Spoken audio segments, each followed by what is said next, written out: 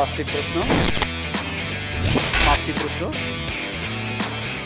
আর এই প্রশ্নের উত্তর আমরা দেখব যিশুর থেকে, অর্থাৎ অন্য কোনো মানুষের থেকে নয়, বাট যিশু কি উত্তর দিয়েছে সে বিষয়ে। তাই প্রভু যিশু আমাদের শিখিয়েছেন প্রার্থনা করতে। আপনি বিশ্বাস করেন তো? প্রভু যিশু শিখিয়েছেন প্রার্থনা করতে। লুক তার 11 অধ্যায় 1 পদ।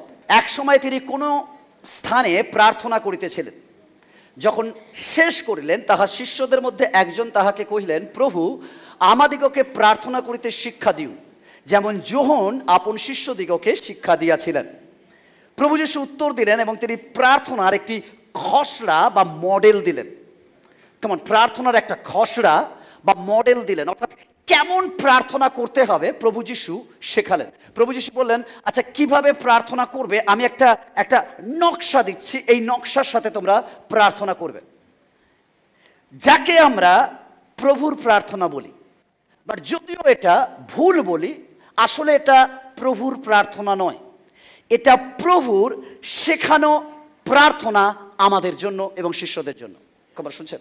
এটা প্রভুর প্রার্থনা নয়, প্রভু শিখিয়েছে আমাদেরকে এবং শিষ্যদেরকে কিভাবে প্রার্থনা করতে হবে। দ্যাট ইজ একটা নকশা বা একটা স্টাইল। আজ 5টি সাধারণ বিষয় যা এই প্রার্থনা থেকে আমরা শিখব বা জানবো, অর্থাৎ আমি 5টা প্রশ্ন, আজকের আমার 5টা পয়েন্ট, আজ আমার প্রচারের যে 5টা পয়েন্ট তা হচ্ছে 5টা প্রশ্ন।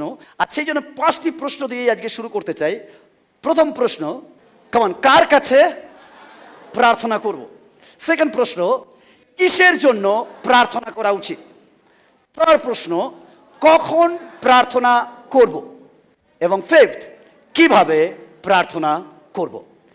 এটা জানা প্রয়োজন, কারণ বাক্য বলে অনেকে ভুলভাবে প্রার্থনা করে, আর সেই জন্য অনেক সময় আমাদের ঘন্টার পর ঘন্টা প্রার্থনা কোনো মূল্য থাকে না। তাই আজকের প্রচার সমস্ত খ্রিস্টীয় বিশ্বাসীদের জন্য, বিশেষ করে আমাদের বিশ্বাসীদের জন্য, যাতে আমরা জেনে যাই আসলে কার কাছে কেমনভাবে প্রার্থনা করা উচিত। আমি কাউকে আঘাত করার জন্য প্রচার করছি না, কিন্তু সত্য জানানোর জন্য আজ প্রচার করছি। কারণ শ্রবণ হতে বিশ্বাস আসে, আর বিশ্বাস ঈশ্বরের বাক্য থেকে আসে। তাই আজকের আমি আপনাকে সত্য জানাতে চাই, যাতে আপনি ভুল থেকে ফিরে আসেন। পবিত্র বাইবেল হলো সেই বাক্য যাকে আপনাকে জানতে হবে এবং অপরকে জানাতে হবে। তাই পবিত্র বাইবেল জানুন, পরম্পরা কি হচ্ছে সেটা না জেনে। কেমন ভালো করে শুনছেন? বাবা ঠাকুরদা মামা কি বলেছে এটা না দেখে ঈশ্বরের বাক্য কি বলছে সেটা দেখুন।